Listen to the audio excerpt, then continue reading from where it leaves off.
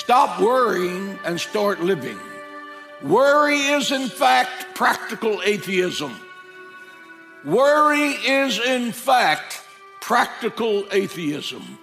You really don't believe God can come through in this moment to protect you, to provide for you, to heal your body, to deliver you, how to set you free from the addictions that are destroying you, how to break the chains of misery and habit that have enslaved you or the members of your family. From the Word of God today, I'm going to prove that God is absolutely in control of planet Earth. And He can be absolutely in control of your life if you'll let Him. He will not demand to override your free will. But if you will give Him the opportunity, He will make a way where there seems to be no way. And He will scatter your enemies like the shucks of the summer threshing floor. Because our God is an awesome God. He is almighty. He is all-knowing. Give Him praise in the house of God. Let me give you proof out of the Bible that God's in control of planet Earth. Consider the flood of Noah, in which God, as judge of all the earth, proved to humanity that He was the creator and was controlling specifically and exactly what happened on what day. Genesis 7:11. In the 600th year of Noah's life, in the second month, and in the 17th day of the month, on that exact day, all the fountains of the deep were opened up, and the windows of heaven were opened. That was caused by the hand of the God who created this earth. Water was gushing out of the ground and raining, because God was punishing Noah's generation because they turned their back on Him.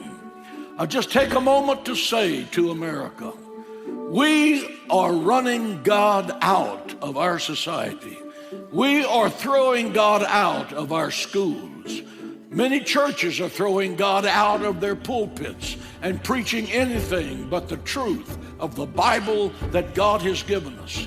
If this nation is to long endure, we must embrace the God of heaven, embrace His commandments, embrace the Word of God, and live by them, or otherwise we will lose this country. May the Lord help us to have a spiritual awakening that brings us back to the heart of God.